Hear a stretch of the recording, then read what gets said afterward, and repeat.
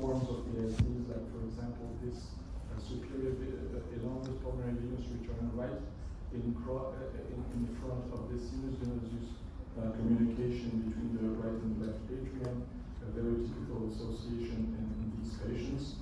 Or here in this case, an anomalous pulmonary venous return that is isolated. There's no ASD here.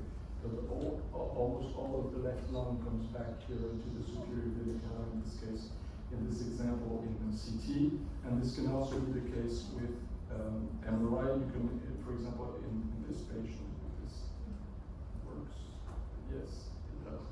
Here you also have this left subapical pulmonary venous return, and it's really nice because if you do the math and you add up how much blood flow here is actually shunting from this lung directly to the right part, it adds up perfectly if you do the multiple site additions. So that's very reassuring in our ability to be able to precisely measure the shunt directly here with these different analyses, as was the case here in this patient. Also here, VSD, you can see post-infarct, you can see this communication between both ventricles that you are able to quantify directly using 4D flow. Here in this case, right here we have the VSD. In the workshop, we'll talk more about shunts and systemic right ventricles, so I won't go into that right now. And to finish with the cardiomyopathy approach, so direct problem with the myocardium itself, which can obviously be ischemic, and we'll see examples of this during the workshop here. The case of a patient with inferior left ventricular infarct going into the inferior part of the right ventricle, of course with an obstruction of the right coronary artery. It's actually 50% of RV necrosis at autopsy in the case of inferior infarct. And also, if you look closely at MR, we don't always look too much on this. But if you look more closely, you can see it actually quite easily.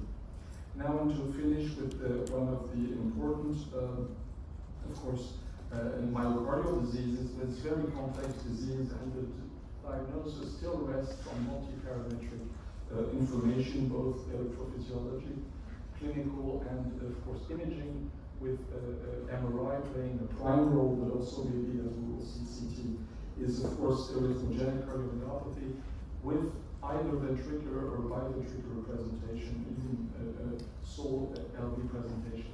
What is very important to keep in mind when doing the imaging in these people is that you have two problems basically early in life in these individuals. The problem is to avoid sudden death and to take the good decisions for the primary prevention of these life-threatening arrhythmias, which is not the same problem in later life. In later life, if they are later life, they have survived these episodes most of the time, and then the problem becomes heart failure. How do you predict heart failure in these individuals? We know this is a genetic disease, and we find a mutation in about half of the patients, mostly related to the desmosome, and with two frequent clinical presentations, two scenarios. The most frequent is right ventricular tachycardia, so it's really VT coming from the right ventricle, or it's an asymptomatic family member or an athlete screening which is sent to you to know, do you find any phenotype that would be in favor of this kind of pathology. So that's typically routine what patients who come to see us. And so there's been a paradigm shift in this disease where we used to think it was purely a right ventricular disease, and we were calling this LVC for a long time, and dysplasia, right ventricular dysplasia. We now know it's a global disease, and it can be actually, it's very often much more than we think biventricular. It can also be only related to the left ventricle. So now we talk about arrhythmogenic cardiomyopathy with RV, LV, or both involvement. That's very important. And that's also important because there are a lot of mimics of this disease, notably myocarditis, sarcoidosis, who can mimic almost everything, dilated cardiomyopathy, and other diseases that can mimic and be really difficult to tease out from ARVC. Again, the left ventricular involvement has been really underestimated, and we now know that it is also related to more severe forms of the disease. The task force criteria have changed over time, and they were designed to be more specific than sensitive, because at the beginning we were afraid that everybody would have suspicion of ARVC. Basically, the diagnosis is, if you look at the major criteria, this has not really changed. It's regional akinesia, dyskinesia, or bulging of the RV, plus one of these two global criteria, dilatation and systolic dysfunction.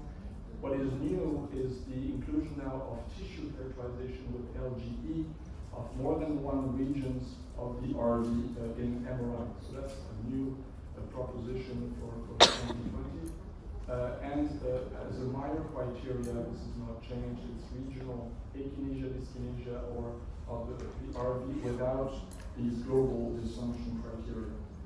Echo is quite useful, and it will be at the first line, but as we said, the problem is to see the whole RV, and since this can be a very focal disease, it is a problem. You can do better with contrast, with 3D, with strain, but still it remains a problem, and definitely MRI is really a primer here in this disease, with different kinds of presentations according to the mutations, but that's quite difficult to tell. Here, a typical example of this hemoglobin 2 mutation, where you see here on this left wall, very thin wall, increased reviculations to trying to compensate for this, and you see aneurysms, micro and macro aneurysms here of the RV wall, dilatation of the RV wall, and decreased RV ejection fraction.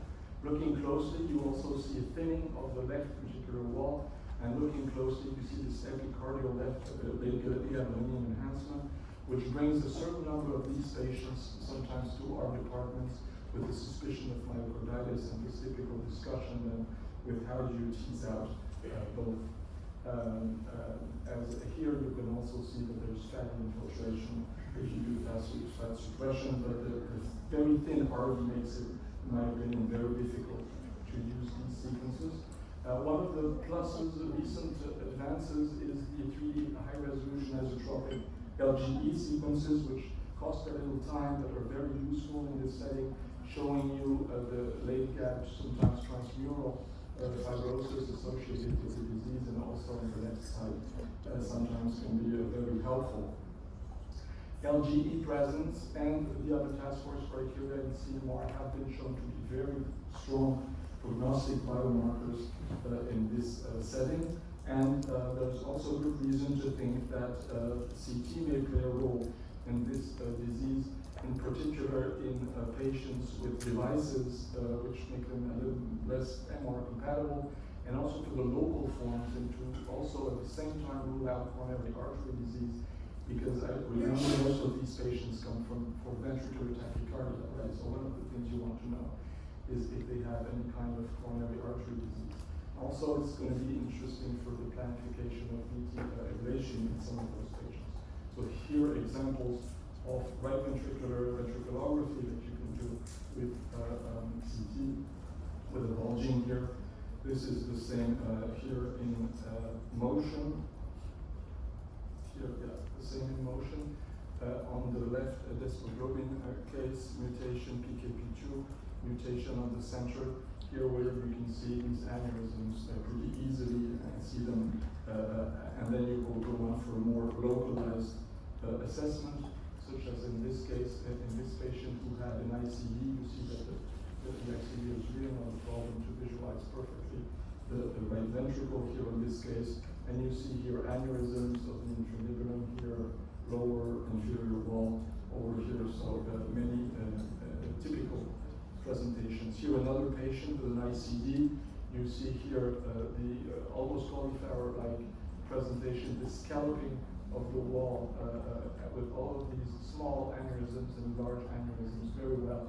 No problem whatsoever. This patient had the ICD before even having diagnosis and imaging. So very easy, and you can also increase the visibility of fat using inversion and some post-analysis that is quite easy to do, and see all of this fat infiltration, sometimes transmural. And when they are combined with akinesia or dyskinesia, you almost have 100% of diagnostic accuracy in this setting.